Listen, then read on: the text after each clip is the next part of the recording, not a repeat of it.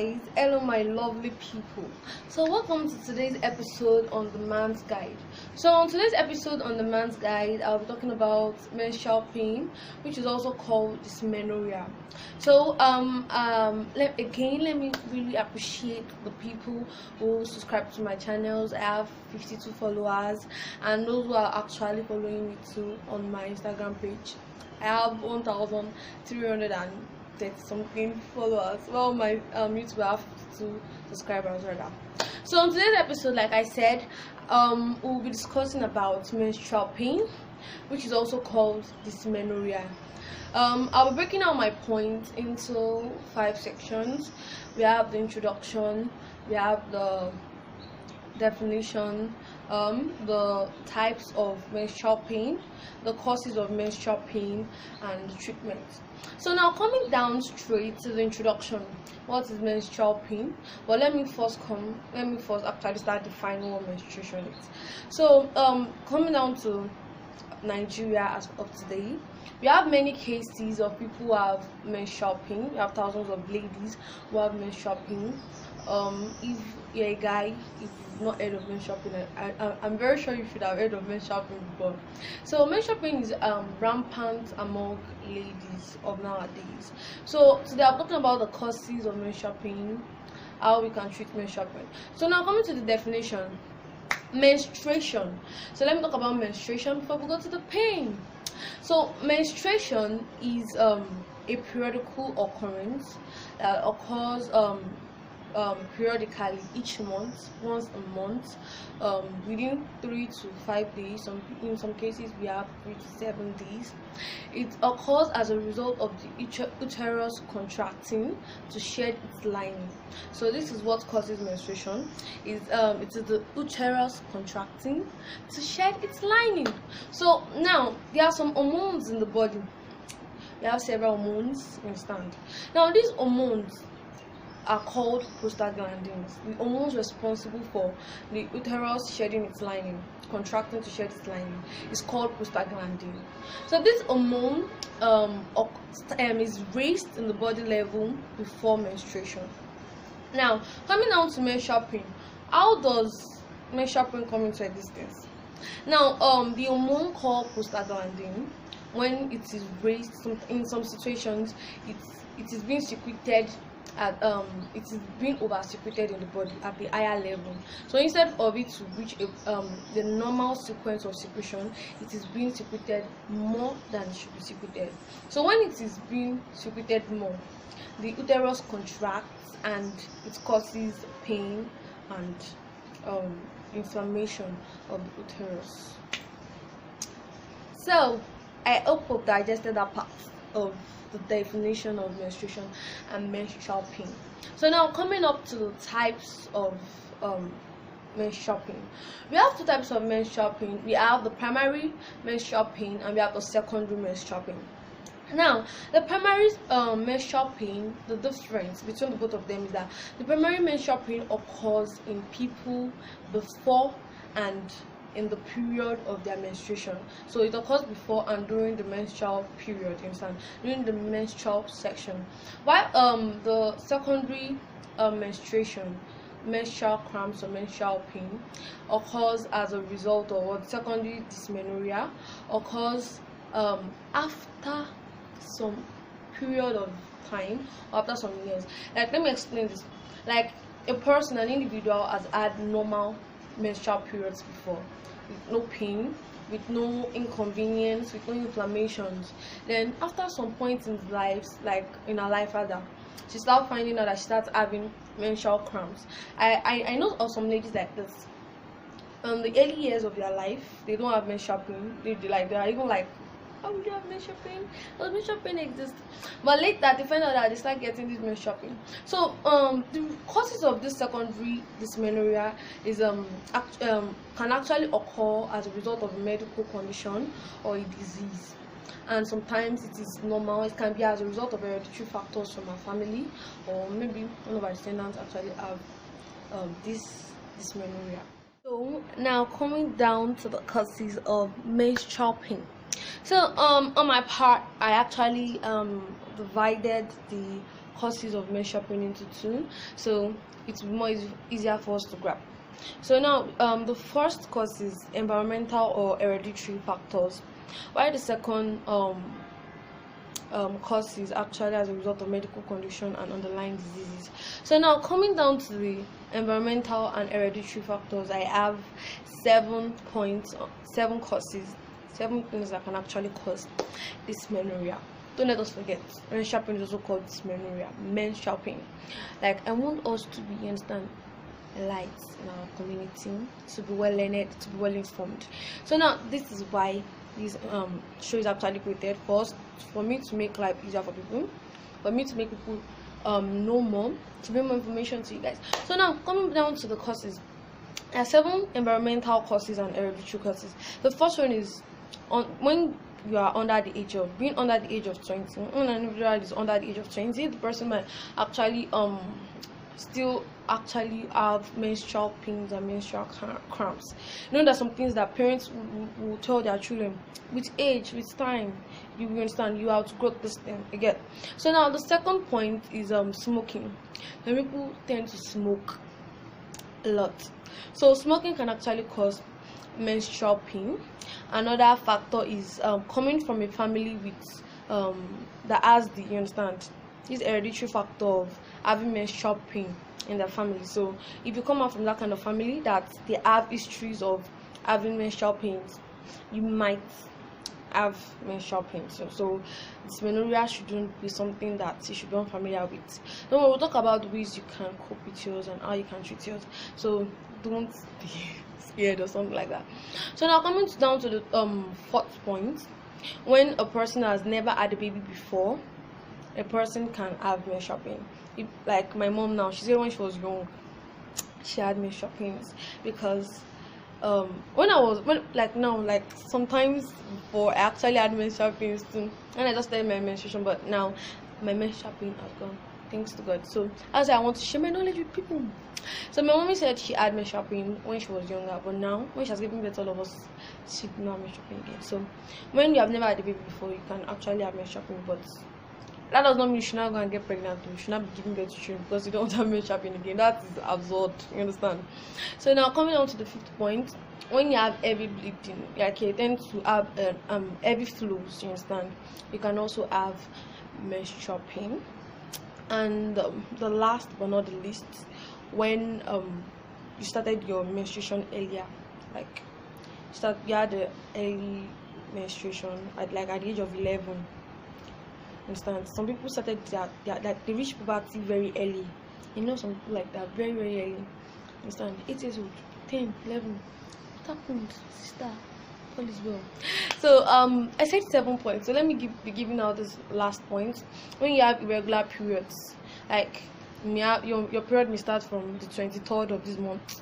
The next month you're starting on the 4th or on the 5th. So you are susceptible to having menstrual pain, but fret not. This is why the show is actually created.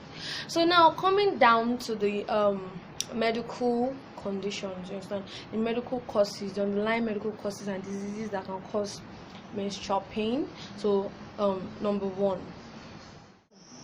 So under the underlying medical conditions, there are 6 underlying medical conditions I'll be giving out to us today. So firstly, I will first list them out. So the first one is the PMS, which is the premenstrual syndrome. The second one is the endometriosis. The third one is the fibroids in the uterus.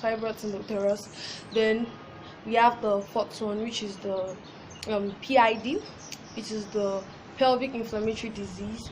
Then we have the fifth one, which is the adenomyosis. Then we have the sixth one, which is the cervical stenosis. So now coming to the first one, which is the PMS, the premenstrual syndrome. The PMS is a common condition that we see around. It is caused as a result of hormonal changes in the body. So these hormonal changes causes pain 1 to 2 weeks before the menstruation starts, and the symptoms often wear off when the menstruation begins. So the PMS is normal. You see some people that will be like, I know my period is coming, my period is about to start, I'm about to start my period, because the pain has been giving them the signal. The hormonal changes in the body has been giving them the signal long before the menstruation starts. Now coming to the second, which is the endometriosis. The endometriosis is also a medical condition that is caused as a result of the cells lining the uterus. Understand? Menstruation is as a result of the lining or the uterus lining being shed off. You get? So now the uterus lining, you understand? Now grows. The cells lining the uterus grows into other organs of the body, like the fallopian tube, like the ovaries, and the tissues lining the wall of the pelvic region, and it often causes pain and inflammations too. So this can also be a reason why most people they actually see menstrual pain, or they actually have menstrual pain. So now coming down to the third point, we have fibroids and uterus. For the people that know inside the FAQs around us, FAQs means people that know book home. Don't think I'm insulting anybody. So now coming down to fibroids in the uterus. Fibroids are non-cancerous tissues in the body. Non-cancerous tumors. Yeah, it's also a tissue. It's a non-cancerous tumor that grow in the uterus. It grows in the uterus.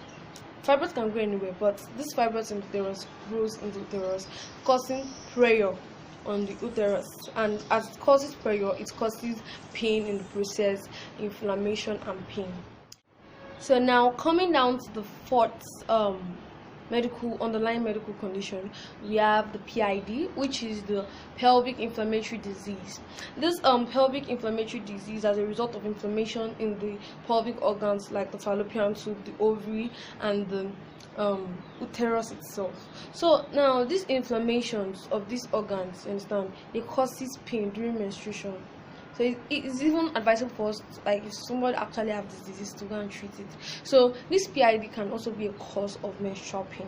So now coming down to the fifth underlying medical condition, we have adenomyosis. Adenomyosis is a rare condition that occurs as a result of the uterine lining growing into the muscular tissue of the uterus. The cells lining the uterus grows into the muscular tissue of the uterus, and this actually causes pain, it causes inflammation, and it is very painful. So adenomyosis, and it is actually rare, so it is not commonly seen. And coming down to the last underlying medical condition, we have cervical stenosis. Cervical stenosis is actually also a rare condition too. It's caused as a result of the cervix being shorter and narrower. People that have shorter and narrower cervix. So this shorter narrower cervix causes slow flow of blood. So it causes slow menstrual flow. So increasing the pressure in the uterus. So as a result of this increased pressure in the uterus, it can lead to pain.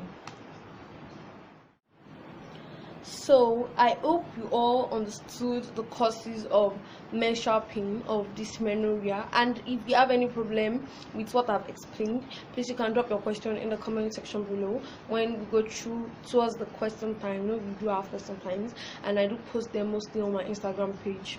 So if you have a question, just drop it in the comment section below, and your questions will be answered in the next episode. So now coming down to the treatment, I divided my treatment into two, so that we'll have more explanation, more understanding, and you understand, people will be able to go at home with different things. So my treatment is divided into two. We have the medical treatment, and we have the home treatment, which I listed out for us. That this is the benefits and the purpose of the month guide, to give us an easier life, in the standard we can live our life without taking too much of drugs and stuff like that. So now coming down to the medical treatment, you have over-the-counter treatment. We have so example of it is non-steroidal anti-inflammatory drug. An example of this drug is ibuprofen and naproxen. Most of us would have already known what ibuprofen is, what it is used for. So ibuprofen can also be used to treat menstrual cramps, but I believe that okay, don't let me actually say that, but like people who don't want to take drugs, you understand? If you take paracetamol helps to also ease with the pain. Then, because I'm a kind of person that I don't like taking drugs, because I know that drugs have a lot of side effects. Every time any little illness you take drugs, they will always start on you in the future.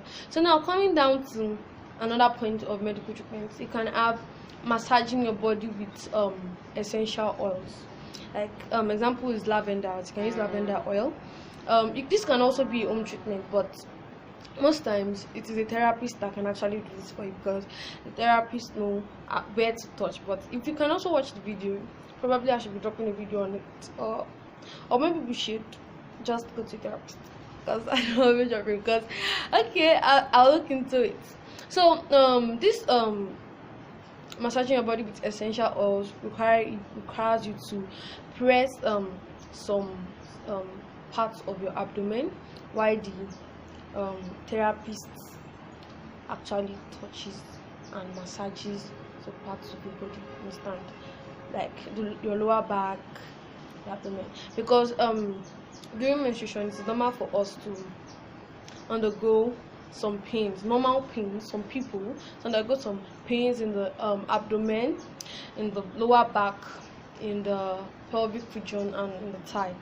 But when this what do you call it, when this menstruation, when this dysmenorrhea is actually coming in interference with your day-to-day activities, that you cannot go to work, you cannot read your book, then it's something else. This is when you have to start treating yourself. This is when you have to be alert, that you have to take care of yourself, that something is actually wrong with me, because I had menstrual pain and I know how people who have menstrual pain feel. I know how the pain is. So now coming down to the home treatments, the home remedies for treating dysmenorrhea. The first one is applying hot pads or hot things like hot water bottles, hot compress. Like, let us just use hot compress, things that has heat. You understand? You can use eating pads, you can use hot water bottle, and hot towels too. And in case you don't have a eating pad, let me explain how you can create your own eating pad. So there's no problem, just with your own remedy. There's no need for you to be, I don't have an eating pad, how am I going to survive? So now it's very simple. Take two fabrics of clothes, two separate fabrics of clothes. Now sew the both of them together, the edges. Probably if I have time, I can help you to sew it. I can show you how you can sew it. You understand? So you can sew the edges round. Then at the side of one fabric, make a hole. Then pour uncooked rice, unboiled rice inside it. Then make sure it is full. Then after, but not too full. Then after, sew that opening, so it's round.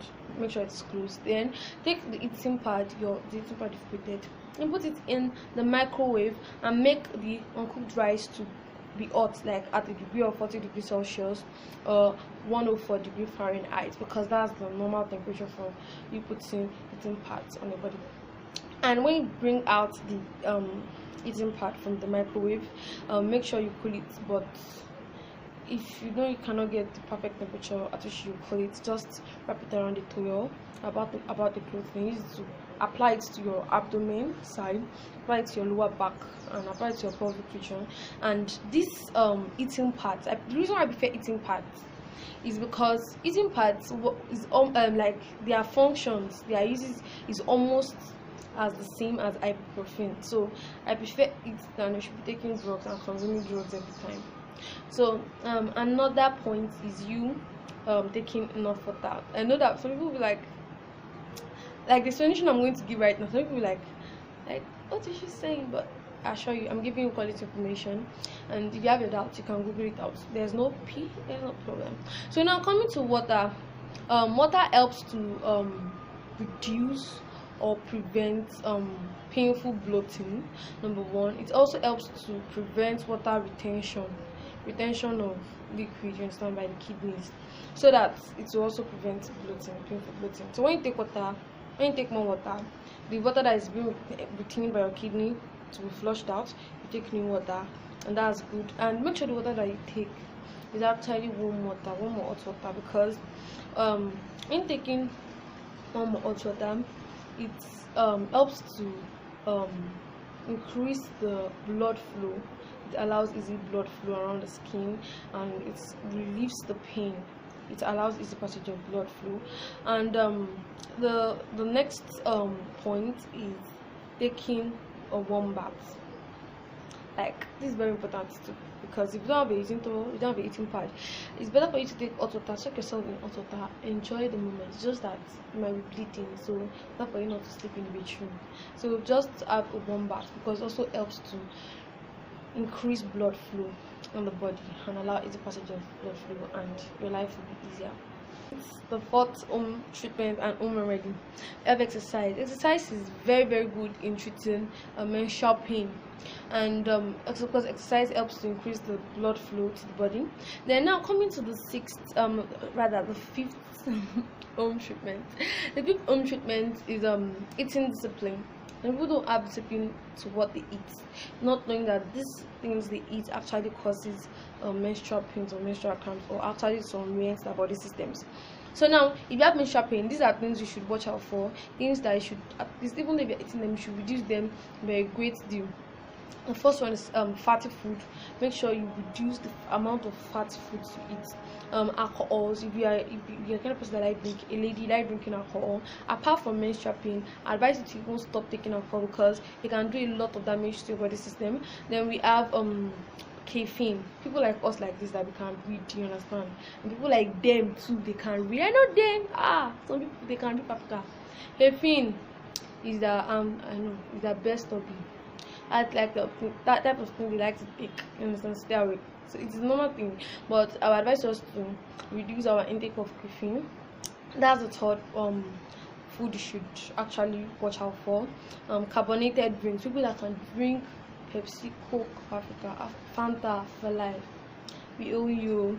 So that's the fourth point. Then the fifth one is I've said carbonated drink, alcohol, caffeine.